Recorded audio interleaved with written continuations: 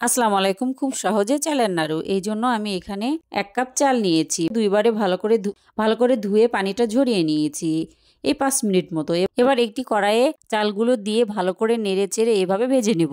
আমি এভাবে সবগুলো একসঙ্গেই ভেজে নিয়েছি। এভাবে লাল করে ভেজে নিয়েছি। এবার ওই প্যানেই 1/4 কাপ সাদা তিল ভেজে নিলাম। ভেজে নেওয়া হয়ে গেলে চালের গুঁড়িগুলো এরকম একটু আধ ভাঙা করে নিব।